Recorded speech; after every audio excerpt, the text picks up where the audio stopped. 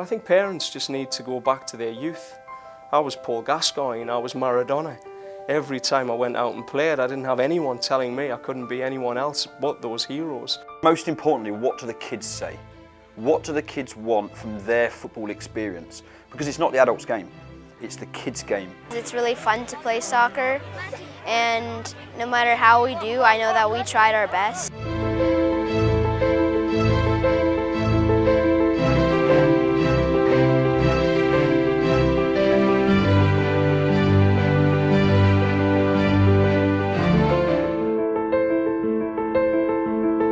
Those fundamental years from 5 through to 12, call it LTPD or not, but the principles are there.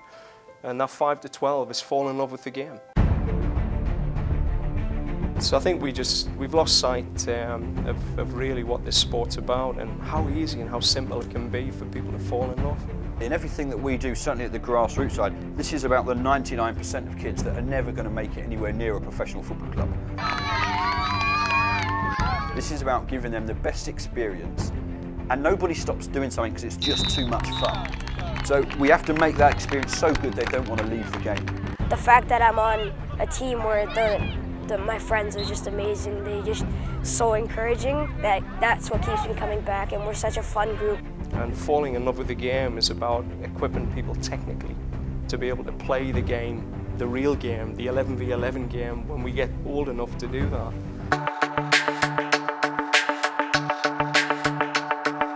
The whole concept of grassroots soccer is built along age and stage development activities for the children. What we're doing is improving the playing format. By that I mean we're going to 5v5, 7v7 and 9v9.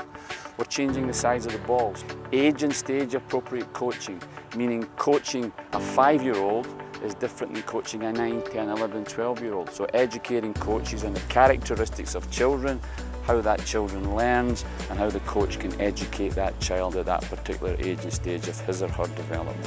So what was the theme of this practice today, especially the one I was watching here? It's great for kids. If you think of the adult game, the amount of time a player is actually on the ball is quite small. So the fact that everything's small-sided and there's maximum touches on the balls, it just means the kids get more practice, get more in, and I think it's just a more appropriate learning environment for them. Learn the game and understand the game, develop the skills in the game, and and the sports science tells us that that they need to develop that in stages. Kids, they develop at different stages, both physically and also psychologically. It's the stair-step approach up to playing the 11-a-side game. And giving the players the tools that they need through that stair-step approach of not only technique but also individual and group tactics along the way. To be honest, I think it's a nonsense argument. If you put two U7 teams on a pitch, they want to win. I find that it allows kids to be more competitive. I think it takes the edge off of them and they're not afraid to make mistakes. If kids are afraid to make a mistake, then they're not going to try the skills that we've been implementing in practices. If they're afraid to take on a player or do a move because if they make a mistake, they've got a coach yelling at them on the sideline, then they won't try and do it again. For myself as a parent, that process is more important than the process of winning a $5 trophy at the end of the day. You know, losing requires coping skills, and those coping skills don't really evolve until players hit their teenage years, when they're cognitively ready to cope with and emotionally ready to cope with certain things. What's different about LTPD is everybody's playing, everybody's having fun. We're not worried about what the score is. You know, people are keeping score in their heads, that's fine. What we're worried about here is Johnny having fun, is Marco playing the game, is Marco working on the skills we taught him in practice.